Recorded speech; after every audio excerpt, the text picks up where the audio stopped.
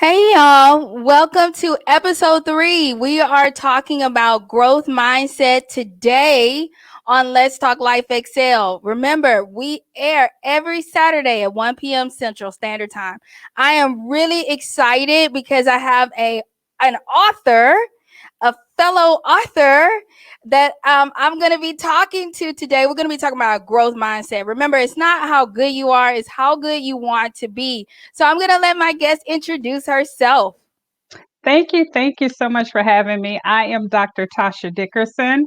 I am the CEO of Dickerson Management and Associates. I am a certified professional life coach as well as a certified stress management coach. And my business is a consultant and coaching agency. And what we do is we help women predominantly. We help them to gain clarity in their goal setting. We help them reduce stress as well as explore self-discovery. I When you look love at, that. yes, because we so need it right now. And so when you look at my consulting side of the business, I do services for supply chain management. And I focus in my niche, which is procurement departments. I help them reduce costs. I help them improve their processes, as well as help them build supplier relationships. Man, that is amazing. You have a broad spectrum of just gifts and talents that you're able to pour into these women and all those that come in contact with you. That's amazing. Where is your platform located? Are you on social media? Are you on Facebook? Do you have a website? Let us know. Yes, my website is dickersonmanagement.com. I'm also on Instagram as Dr. Toscha Dickerson. I'm on Facebook as Toscha Dickerson. I'm on LinkedIn, Dr. Toscha Dickerson. So I'm on all social media platforms except for Twitter. I cannot tweet. I don't have the time to tweet, to put in the characters. So no, that's not me. You can find me somewhere else though. Twitter is for the committed. I would tell you Yeah. that. Now, one thing, and this is so off topic, but this is something really good for future entrepreneurs out there or those who want to really expand their brand. I like Toscha how you are the same every platform. We want people to follow us and we want to grow. Then on social media, on Instagram, I'm Shunte, and then on Facebook, I'm Tay Tay, and on Twitter, I'm Shun. So if you could have a consistent Right. brand name that people can go and follow, you'll increase your followership because it'll be easy to find you Mhm. across platforms. Mhm. So that's really good, especially if you're more of a solo business person and it's you and you want to just brand you as yourself. That would be good to be the same on all platforms that you want to expand in. So that was just me digressing. I just love that. All right, so let's jump into it. Today is growth mindset. And I know way back in the day, I don't know if growth mindset was very popular because I grew Mm. up in the 80s and it was mostly like do as I said, right? Right. Right. Do as why, Right. and the most common response was because I told you so. That's right. So I think more like in today's culture, we have more of that growth mindset that we're putting out there. Like it's more of I guess, a refinement to the way we think nowadays as a culture. Because back then, it's like if your parent told you to do it, that was golden. That That's right. That's right. how has growth mindset when like triggered you? When I said shoot you, well, you picked the topic. Yes. So why was that such like a topic for you? Because like you said, I born in the 70s and parents, grandparents, it was during the time well, the entire neighborhood raised you, and they had a say so into what you're doing. If they saw somebody, if someone in the neighborhood saw you doing something, they wouldn't mind spanking you themselves. They had permission to do that.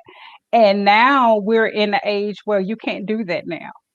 And so it just shows you now that I had to realize that some of the things that I learned when I was growing up, it changed as an adult now. And so even having my own kids, some of the things that my parents did with me, I don't do with my kids. And it's probably because it's illegal now. What was you But doing with your What's You wrong know, with you? oh my God, I remember my grandparents, they would take a switch or an extension cord and they would get their hands on anything and beat the crap out of us. We can't do that now. If my 9-year-old go to school with some marks on her body from the electric cord, girl, I'm going to jail. You Yeah, see, you yeah. can't do that now. So it's just expanding on from what we were told and what we did when we were little. We can't do that now. And so I appreciate it because I look at my generation and we turned out just fine. And I look at these kids now, some of them may need the switch and the things that we went to. And I think it just build character for me. That's what I see. And so I appreciate it. Even just, I may not think the way that my parents did back then and just growing into the adult that I became, but I do appreciate what I went through to get to where I am now. Yeah, I know, because you couldn't ask a 10-year-old Shunte if she appreciated a spanking. Definitely, that was going to be a no. It's going to be a Ex- hard no. But, I grew up, not too far after that in the 80s, and that was still that culture was, what I said was golden. Now, that doesn't minimize my parents' experience, right? right, But there were right. a lot of things that I had to unlearn. That was one of the things that was one of our topics today. It is Yeah. learning and relearning. And I think the first part, really, in having a growth mindset, the first step is unlearning Mhm. Mhm. either toxic belief systems Right. or ineffective actions. Correct. Correct. I agree. I had to, for me now as an adult, I had to realize that it was okay for me to have my own feelings. And I had to understand that because I was taught these things didn't mean I had to adopt those things. And a lot of us as an adult, we get that confused. We feel like because it was passed down to us from generations to generations, or because we did it so much in our cultural that we have to do that. And you have to unlearn those behaviors. And it's okay to know that I don't have to feel that way and I don't have to think that way because you do. We have free reign to do and feel the way that we want to. And it's okay to adopt what you feel is best that works for your life. And that's something that I had to learn on my own. That is a good point. I think from an emotional standpoint, because we talk about, let's just even, I always talk about therapy. Hmm. And, we're more in the day and age where therapy is, especially in the African American community, is okay. Yes. Well, I would say it's a little bit more okay, right? Than it was. Because, Yeah. 10, 20 Hmm. years ago, you in therapy, it's like, is something wrong with you? You're Yeah. crazy. You're crazy. Right. It never really had a positive, notion to it. Like, oh, well, you just want to be better in a certain area. Hmm. Kudos, great for you. Right. So when it comes to having those emotional hangups, like not being able to effectively communicate because you had to be quiet, Hmm. Hmm. because you couldn't express your objections. Now, Hmm. like you mentioned your kids. Now, I have two boys, one is 8 and one is 18. And I've tried to kind of open the range Hmm. of what was commonly known as talking back. Right. As long as we can, it is a dialogue where we Hmm. are both Hmm. comfortably communicating back and forth, then it is okay. Like, I feel like just because they're kids doesn't mean that they're not going to have a difference of opinion. Correct. And I may have Correct. said something that offended them. I may have not followed through. So being able to give them the platform to be able to express when something is bothering them or express Hmm. when they have a concern, but teaching them how to do that in a respectful way. So Right. it doesn't cross back over to talking back, because we still not gonna talk back. Exactly. And it's just finding the respectful manner to do that. And when we were coming up, that was you didn't have a say so, right? We could not disagree with our parents. We could not ask questions. But now, giving our kids and other children the opportunity to express their feelings, you can't diminish that they don't have feelings because they're a child. And I think because of the cultural differences that we come from. We grew up being, don't you go and tell nobody what's going on in my house, you be quiet. Whatever happens in here stays in here. And so we grow up being able to, we learn the behavior not to tell or share our feelings with anyone, and then you realize as an adult how that hurts you growing up because that's what you were taught. But I have a 21-year-old and a 9-year-old. And the 21, yeah, girl, that's You another did what story. I did, but you, I thought And my gap was big. yes, and we have a great dialogue, respectfully. We teach our 9-year-old, this is if something is bothering you, if you don't agree with something, and you come and you sit down and you talk with us, and we're going to hear you out. So I think you have to make them comfortable to do that, you Right. know. It's all about creating a safe space, Right, an environment that is free of judging. And it's very hard to do that when you're a parent because you're looking from from the perspective of experience. right. Like, I know this, Mm-hmm. but they still have feelings. And when we keep in mind the fact that they're their own person, Right, they are people. And I don't think we really look at our kids sometimes under a certain age as a full grown person. They're right, an extension of us. right, And right. that is, instead of shutting that opportunity down, the more opportunities we give them with the confines of respect, right? With Mm-hmm. the Mm-hmm. boundaries of respect, we're teaching them how to be good communicators. So then when they become adults or they're in relationships or they're at school, they may not have to have so many meltdowns because they can formulate their feelings into a sentence. Some Right. kids have a lot of breakdowns because they don't know how to express it. They don't know how to Mm-hmm. say, I am sad, Right. tears and wailing. And we are all built differently, right? Mm-hmm. We all respond to life in different ways. But when we have tools, then Mm-hmm. we're more equipped when life comes. And those toolkits should start at a young age. How Correct. has relearning been a part of your process? Oh my God. I have learned and relearned. And my thing is, my kids are continuously teaching me, you know. Sometimes I have to say, who's the mama, you know? And I've learned so much from my 21-year-old because he helps me actually to be a better parent to the 9-year-old because things that I may have done with him that did not go well. He said, "Well, mom, don't do that with her." So that's helpful for me because I listen, I'm not so just headstrong and it's like, okay, you don't know what you're talking about. You're just a kid. But I actually take his advice and I listen to him and I try to do better. And I told him, I said, okay, well, you were the trial. So, I may have messed up with you a little bit, but I'm gonna get it right with this one. So we laugh about it, right? I say it doesn't come with a manual. Parenting don't come with a manual. And so we laugh about it, but you have to listen to them because they do make some great, great points.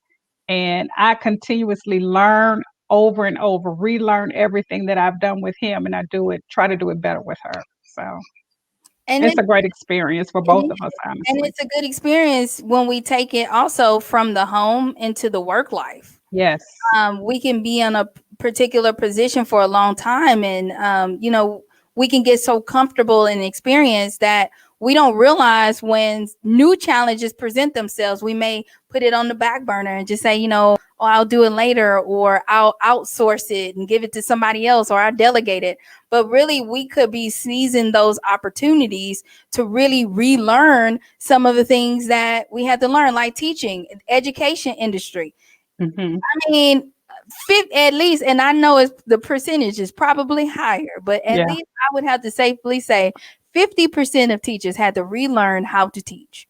I don't Yes. care how long you've been in the teaching industry. I don't, if you're a seasoned, if you've been at 30, 40, 50 years, Right. having to have to shift and teach in a virtual setting is totally different than being in a classroom. So Hmm. something that comes easy, we may meet seasons in life where we say, you know what, I am gifted in this, but I need to go back and I need to sharpen this area. Have there been any areas where professionally for you, you've just taken the time to sharpen? That's definitely right now, especially in this season that we're in with COVID-19. I had to go back and sharpen my skills just in technology. You know, taking some Excel classes, taking some micro classes, just things in Word, learning how to do things that I normally would not do using, just different applications. I had to go back and do some testing on those things because I didn't use it on a daily basis. But now, because we're in a virtual environment, it's calling more for me to do those skill sets. So instead of me just outsourcing or trying to find somebody else to do it, I said, you know what? It's probably best for me to at least know how to do this in case I need to. And so I think it's forcing each of us to tap into some skills that we may have had in the past and never used, or even brush up on new skills because you never know. You know, everybody now, there's so many Americans now that's not working. So now you may have to fall on another type of career that you didn't think you may have to do. But now you have to find a skill set in order to start working. So I think it's putting us all in that situation right now.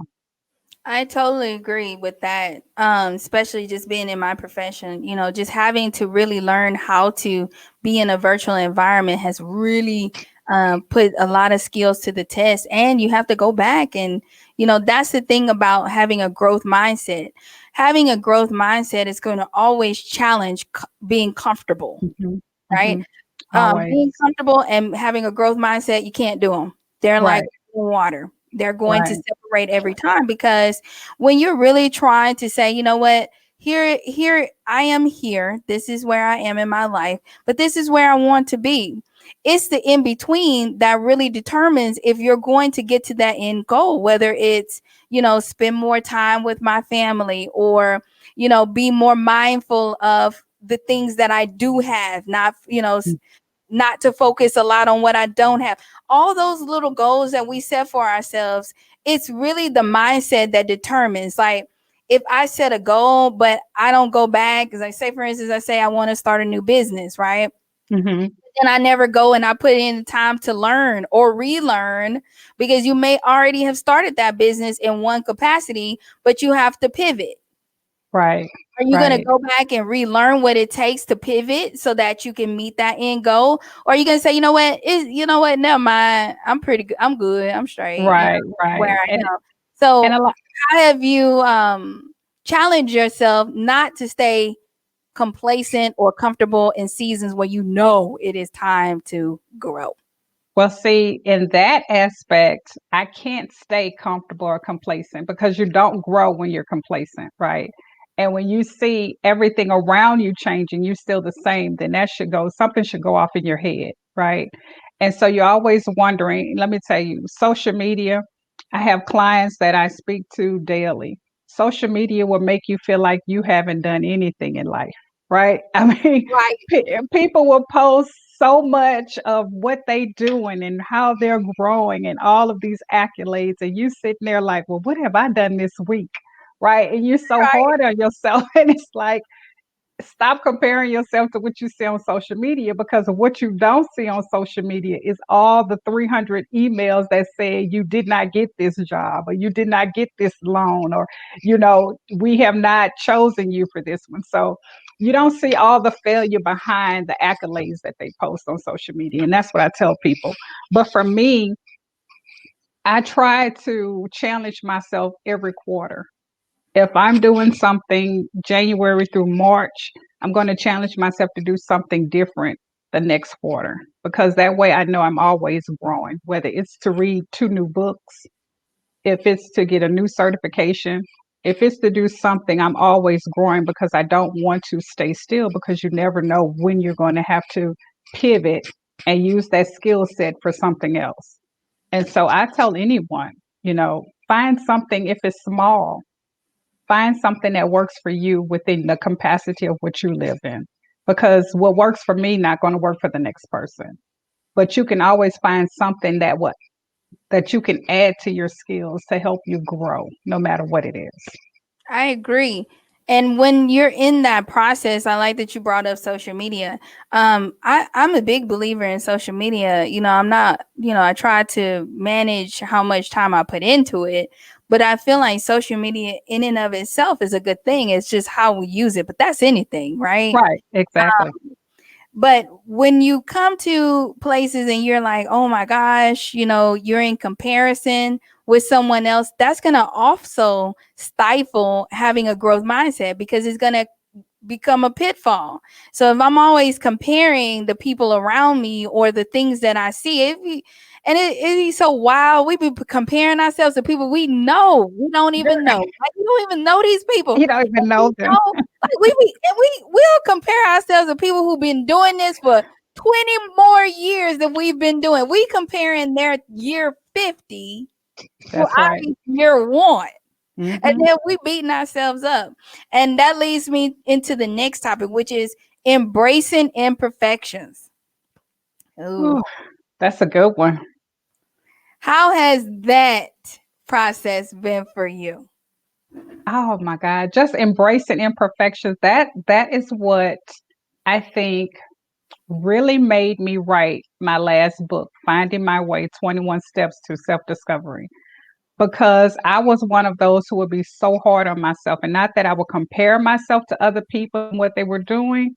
I just felt like I always had to be doing something, right? I always felt like I needed to be above whatever I was doing. And so I wrote that book because I felt like you're not perfect. You're going to get it wrong. It's okay. And even with the goal setting that I would do for myself, even if I did not meet them, I didn't beat myself up, right? Because I knew that life happens and it's okay, and it's like as long as you're moving in that direction and you're taking at least one or two steps, still that's okay. And so I had to realize that it's okay. I may miss some deadlines. It's not the end of the world. You don't have to kill yourself because, you did not make that meeting. I mean, it was just so many things that I have to do for myself to understand that I'm not perfect. And that's hard when you're such a perfectionist and you want things to be perfect, but that's not realistic. Right. And That yes, being a perfectionist is it's a hard job because it's unattainable, right? So exactly, it's already a predetermined failure. Like exactly. if you ever want to fail at something, try to be Try- That's perfect. right. I mean, that is the quickest way to failure. It doesn't exist, and it when you try to be perfect, it's another way of stunning yourself, right? It stunts the growth because you're never going to start because you're waiting for it to be perfect. And when you look up, 5 years has passed because you're still waiting for the right time to do this or the right this and the right that. And there's no such thing whether when you can just jump in and just tweak it as you go. I agree. I'm a tweaker. I'm not a Right. tweaker, but I am a tweaker. I will tweak something in a minute. Exactly. Because I feel like if you don't, a lot of us, and I was talking to someone this week, and I said, a lot of the time we have more than we feel like we have. We have more resources than we think we have. We have more knowledge than we think we have. Right. The problem is we don't have enough confidence in Mhm. who we are. And Mhm. I was thinking and I said, it's not about how good you want to be. It's Mhm. about, it's about how, you know what I mean? It's not is you know what I mean? It's like we want all of these things, but we Mhm. don't want to be the person that it takes to have those things. So if Right. I want to be financially successful, a millionaire, then I have to have a millionaire mindset. So Exactly. being a millionaire is more than having $1 million. Exactly. So if we want to be a successful business owner, we have to be a good bit person. Like you have to have a good character. Mhm.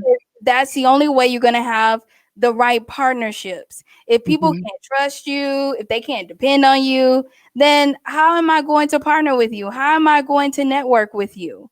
It's going to Exactly. be your character. It's going to be your word. Do you keep your word? And our word these days, contracts. Or are you Exactly. always defaulting on contracts? Right. And you have to do the work. A lot of us want to become a millionaire, but you have to do the work. Consistency is key.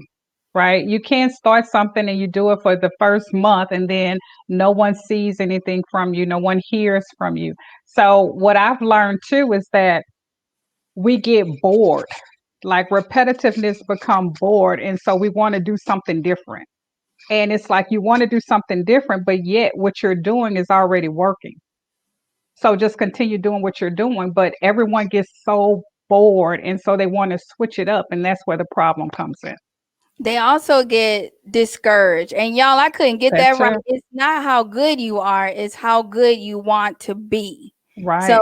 are you that person? That's, at the end of the day, having a growth mindset is a whole mindset in of itself. It's how you perceive your circumstances. How do you use the resources that you have available? Can you partner with someone who thinks differently than you? Right. So, Right. do you have the capacity to say, you know what, this was my past and not Mhm. my future? Do you Mhm. have the capacity to separate the two? Or are you always living in a space of disappointment? Because I think disappointment is a number one place, where we get stuck Right. too. We say, well, we can't really move forward because I disappointed myself. Like you said, I'm not gonna beat myself up if I did everything that I could possibly do as far as in reaching a goal. If I don't Right. meet all my goals, then I didn't meet all my goals. Now, I will take accountability when I know I could have met my goals, but I chose Exactly. to slack off instead. Now, that's different. How have you Right. dealt with disappointments when it comes to imperfection? Because sometimes we lean on experiences that shape how we see ourselves, and then we Mhm. consider ourselves imperfect. Well, for me, I don't look at myself as that because I look at my experiences as learning lessons, even if it's not good experiences. I'm like, well, God help me see what it is that I'm supposed to learn from that particular experience because all things happen for a reason. I don't believe that it's just by happenstance. We're supposed to learn something from whatever experience that we have. And so I take that experience, whether good or bad, and I try to learn from it. What can I pull from it? Maybe it was something that did not go well as far as a partnership, but I met some good people within that partnership. Use the resources that you met from that person, and maybe they can help you do something else. So, in anything that we do, it's always something that we can pull from it. So being disappointed, you look at it, okay, you still have your same goal in mind. It's just a different route to take to get to the same goal. So I always tell people don't change the goal. That remains the same. It's just so many different avenues to get to it. And that's what you have to focus on.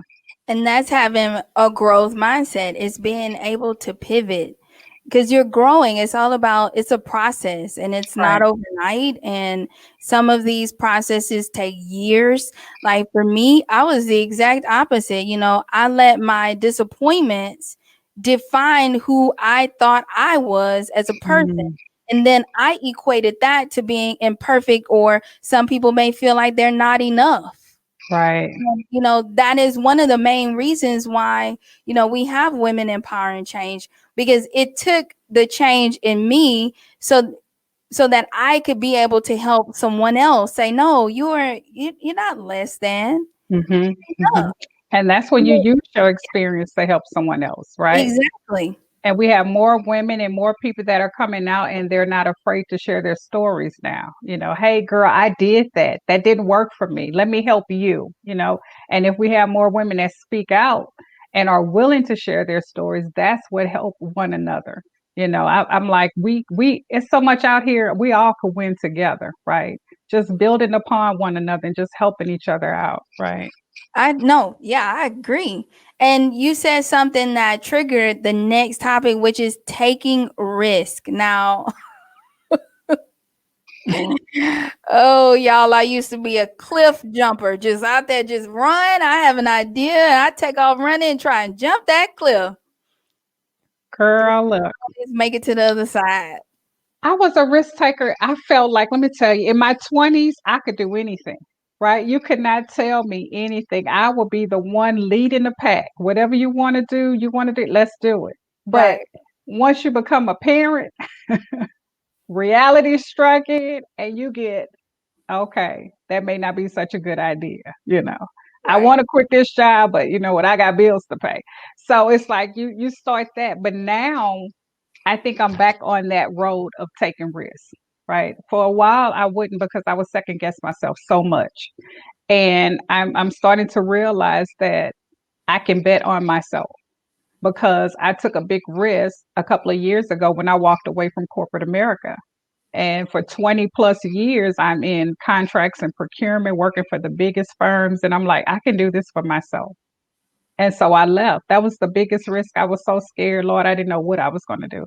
I told my husband what I wanted to do, and he said, if you have a plan, then I support you. Yeah. And so I fell back on my own resources. I trusted myself, I trusted my knowledge, and I did the work, right? I didn't just quit my job. I researched and I did the things that I wanted to do for my business before I left my job and made sure that I was stable before I just left a job. But I think life is a risk, right? Anything that we do is taking a risk and you're trusting something to happen and you don't know what's going to happen. But I think I get so much excitement out of just thinking of a new big thing. I have no idea if it's going to work, but just the idea of working towards it, it makes me so excited because you don't know if it's going to work or not. Right. And I think you hit on all the key points, y'all. Y'all, she just gave y'all a whole toolkit. For one, being a risk taker is great. Now, I still jump off of cliffs, but I'm going to measure the distance between this cliff I'm on and the next cliff I'm I need to see what kind of altitude do I need? Hmm. What kind of speed do I need? Right? And that's not to say that just because you've researched it all and you nailed it down that it's going to always work out. But Right. being a risk taker, man, when you free yourself from Hmm. self-doubt, because I know that was one of the things that I have struggled with is self doubt. It's saying, Yeah. you got you pumped up on one side, on one, Yeah. one end, and then on the other end, you talking yourself out, right? Right. You're like, And nah, then you when you that and or then you when know, you you build when you money. build up enough confidence to actually do it, then you get the imposter syndrome where I don't think I'm qualified enough to actually do it, Right? right? And then you got to go through that. Now you know you got 20 plus years experience, every certification that you could possibly get, and then Yes, you still thinking you're not ready to do it. It's girl, I always just run out this studio, y'all. I'm trying to tell you because a lot of us we sit and think, man, I'm the only one that feel this way. Look at no. her. She Mm-mm. started a business. She told us about it, and then look, I see it on Instagram, and she must be courageous and fearless. No, she's scared. She probably still scared. Post Girl, every day. Oh Lord, I wonder if they go like this. I wonder if they go buy this every day. But you right. got the courage to still do it. But it Yeah, doesn't go away. It no. doesn't. No, and Mm-mm. it doesn't, and the fear doesn't go away. And fear is Exactly. not a negative thing. Fear is just, and we talked about it on the last show, it's just a place to stop and assess where you are. It's natural. You should want to feel a little bit of, indication to say, hey, slow down, think about Right. this, consider this. This is just life way. We just built this way when we encounter things that are life changers, and it could be something small that Hmm. will scare the mess out of you, right? That's And it could be right. something big, scare the mess out of you. So it really doesn't matter the size of a thing. Hmm. It's your perspective. How do you view this thing? How do you view yourself? Like, go back to it. It's how do you want to be? Who do you Exactly. want to be? Do you want to be the person that says, okay, you know what? I felt a little afraid. I have assessed where this fear is coming from. It might be coming Hmm. from self doubt. Maybe I'm just talking myself out, past experiences. It could be coming from other people. Hmm. And I always say this, just because someone is trying to talk you out doesn't mean that they don't love you. Some people try and talk you out because they do. It's Right. just kind of like, you're like, how, Shunte, how is that? Because they don't want to see you fail. They don't want to Right. see you sad because you fail. But when you can overcome those things, the freedom, oh my gosh. It's awesome. And see, I always tell my clients, and I always repeat to myself when I'm looking for something new, and I'm looking towards a new goal or new something, a project, I always think of the end in mind first. You know, when I start something, I know how I want it to end. And so I'm going to work towards how do I get to the ending. It may look shaky because I may scope it out how I want it to go. I may do point A, B, and C. And then when I get to the end, I went all the way through X, Y, and Z, but I got there, right? And so everyone needs to know the road is going to be different for everybody. You know, it's not going to be Right. the same. You know, you may see, even in the same business, you may see an area that is saturated, or you feel like you want to start a business and, oh, it's too many people doing that. Right. The thing about it is, but you're not that person, right? Everybody brings something unique to whatever business that you want to do, whether it's your personality, whether it's your tone and your voice, the way you look. I can't sell it the way Shante sell it. Right. And so I always tell my son and my daughter, I say, when we walk in Walmart or we go in HEB, let's go down the bread aisle. I said, which bread do you want? It's about a million different types, Mrs. Yeah. Baird. Okay, it's a million different times. Sarah Lee did not care what Mrs. Baird said about her bread, girl. It's just whatever you want. And so I Right. always give them that analogy. They don't care. So whatever you want to do in whatever market you want to go and do it, because you're your person. You're the unique person that God has built you to be, and you have purpose. So it's no such thing as the market is saturated that it doesn't need another person for me to do that. It's no such thing as that. I don't believe in that. No, I don't believe in it either. And I do feel like whether you're successful or not depends on what you believe, right? Do you Yes. really believe that your product is something people should have, or Yeah, your service is something people should want to partake of? So I always say the best salesmen, they believe in the that's product. right. Because if I can just hook you on the fact that I believe in it, because a lot of people will support you just because they want to support you. It doesn't matter what you're really What your selling. product is, right? When you expand outside of people, you're more likely to draw in people when you authentically believe in what you're doing. Hmm. So if you're not successful in a particular area, or you're leaning on the fact that it's saturated, you have to go within and say, okay, well, am I really committed to this thing? Am Hmm. I really putting in the time to learn about what could make this more successful? Like, we just want to lean on excuses. Oh, it's just market saturated. Right. And you got to the bread before I could. And that's the thing, is really, what do, like you say, what do you believe in? Because if I wholeheartedly believe in what I can sell to you and I know I can fix your problem, then nobody in the world can change my mind. Yeah, And I'm going to sell it. And I could be the only one out there, but I'm going to sell it because you're going to believe what I have to say. And right. so if you just give up that easily, why would I buy from you if you don't believe in yourself? You know? Yep. And it all starts with belief from within, communication, and just knowing what it is that you have, and not letting anything stop you from getting to your end goal.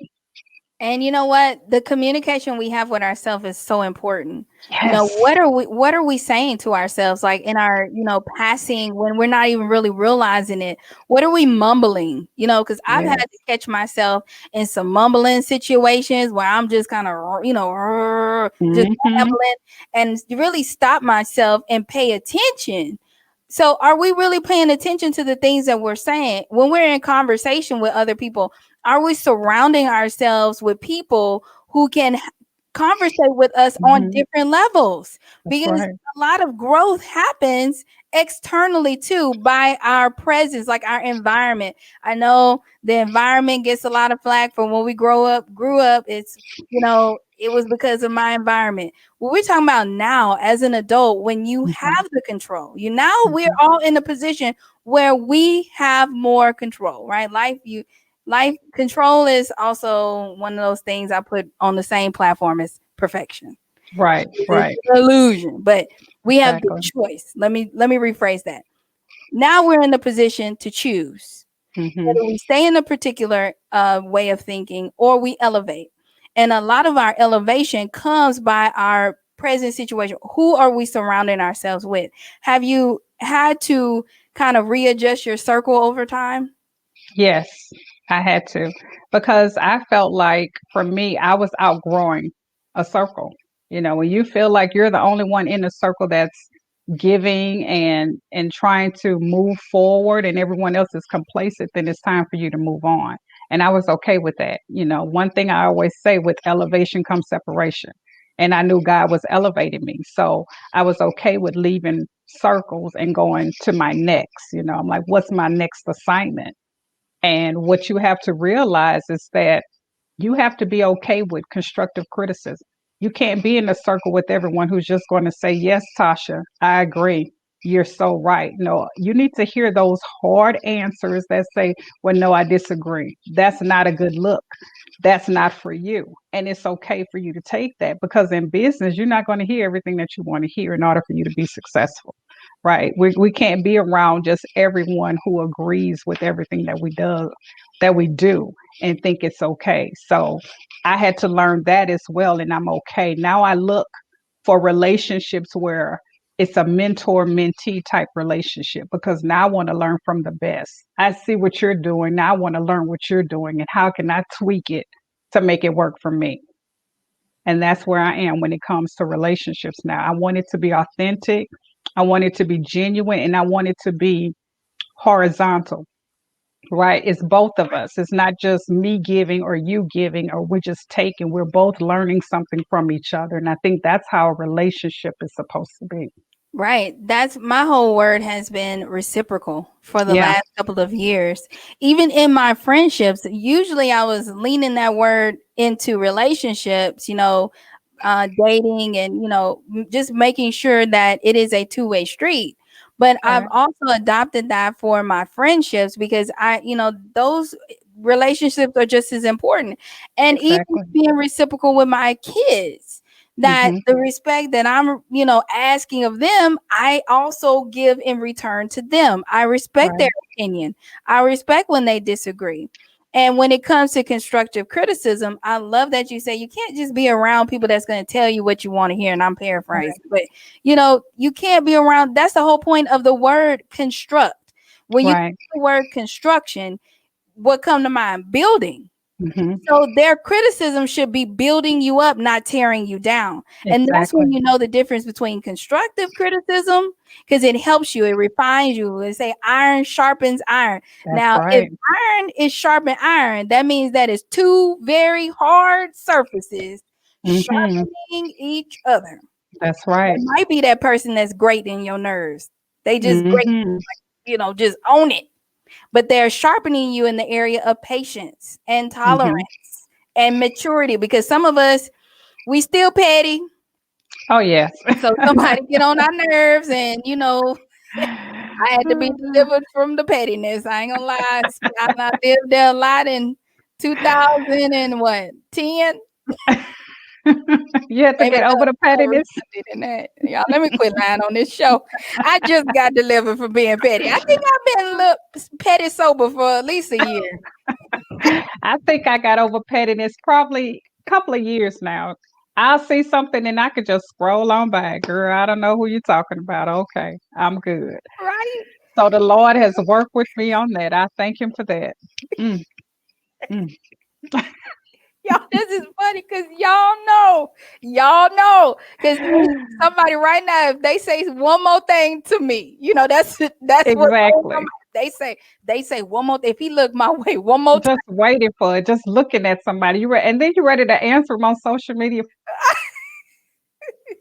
for the world to see ever.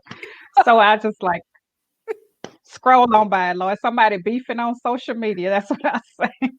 that's right. It's like no, no, thank you. But Mm-mm, it's mm-mm. places that you have to come from, and being able to be in the right environment, surrounding yourself with people that's going to build you up, especially in areas you're weak in. It is Right, okay. I think vulnerability is another key component to having a growth mindset.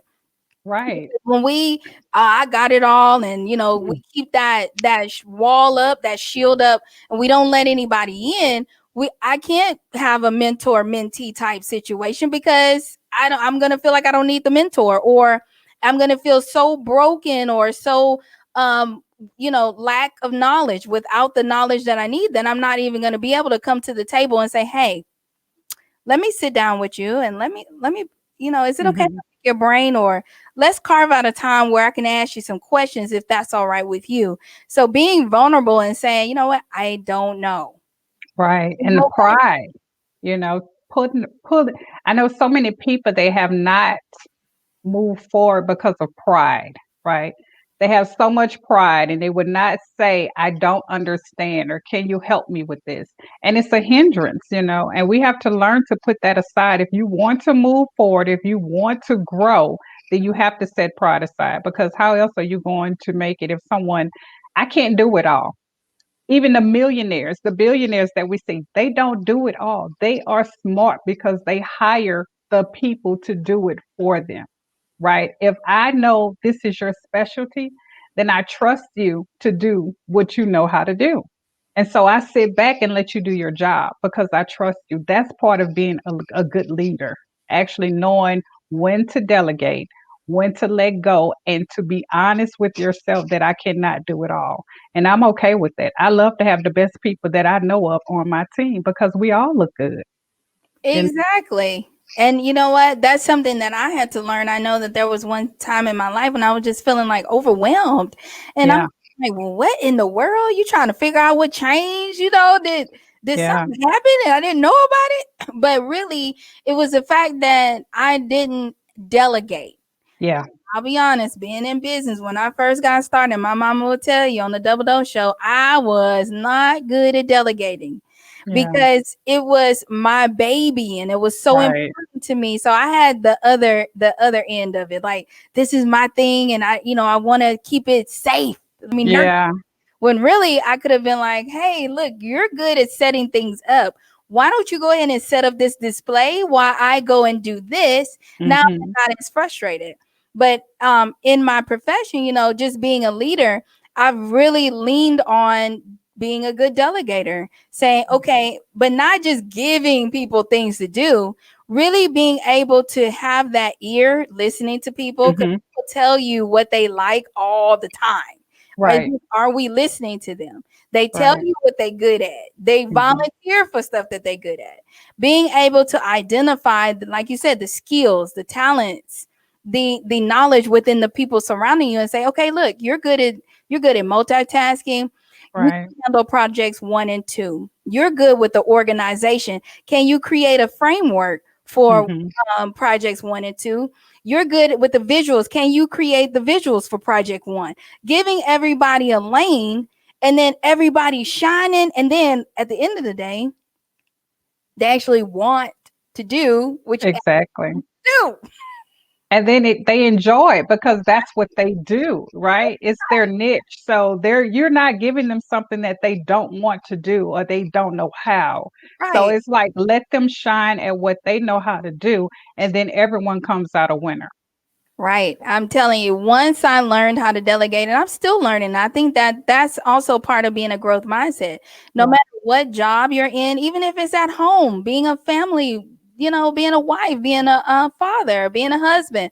My mom taught me how to delegate because I'm Yeah. thinking I got to do it all for them. She said, nope.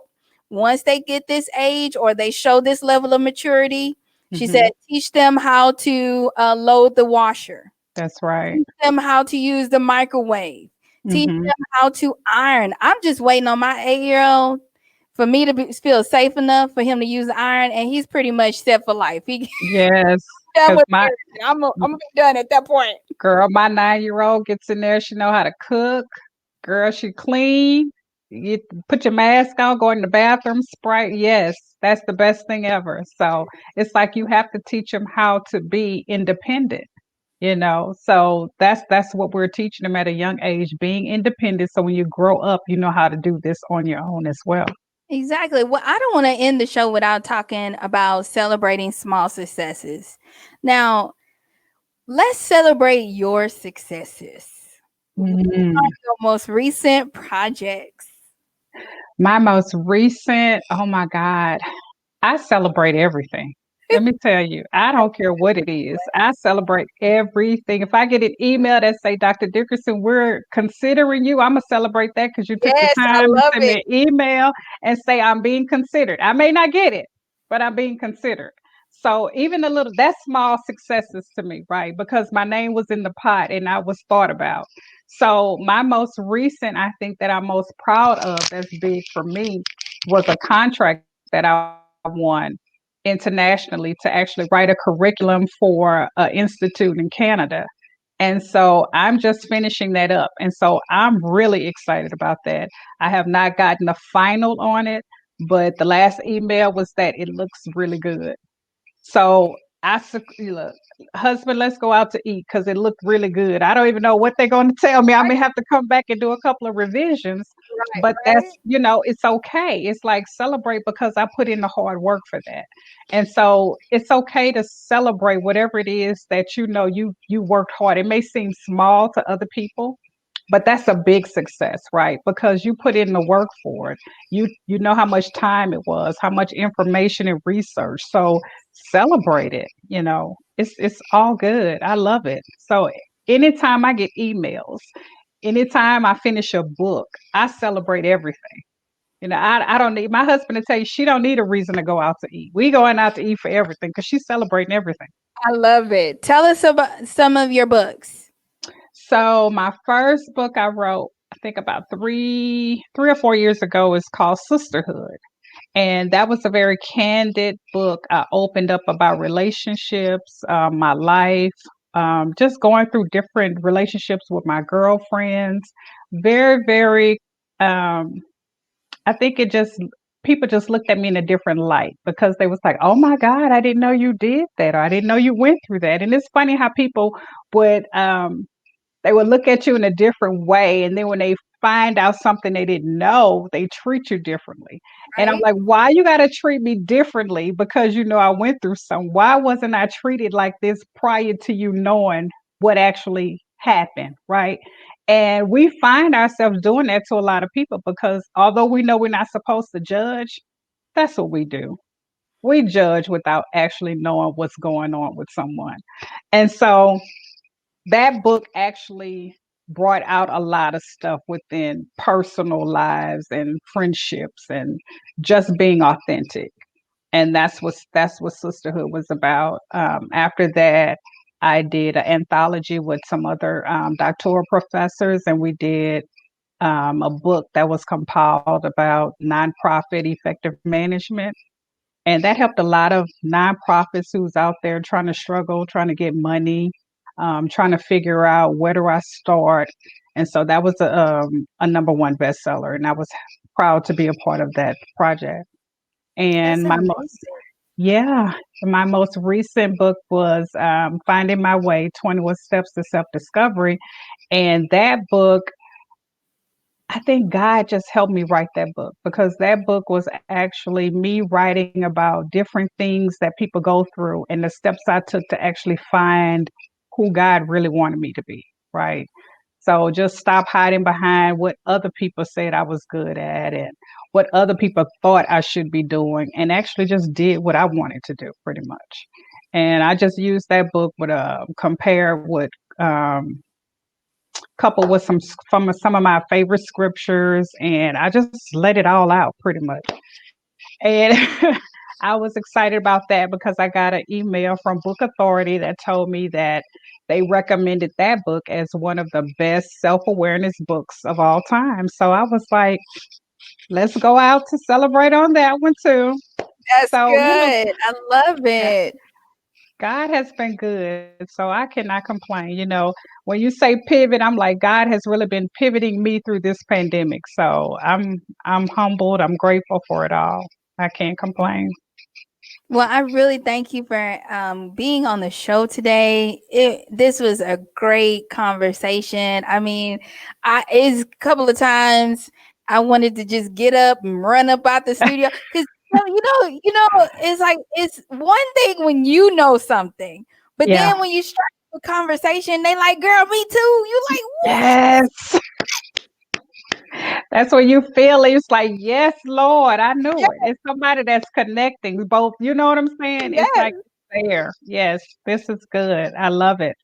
Okay, tell us one more time how we can follow you, how we can plug into what you're doing, and we gotta get you back on the show. I'm gonna make that happen. Ah, thank you. I will appreciate it. I love it. But you can find me. I'm on Instagram at Dr. Toscha Dickerson.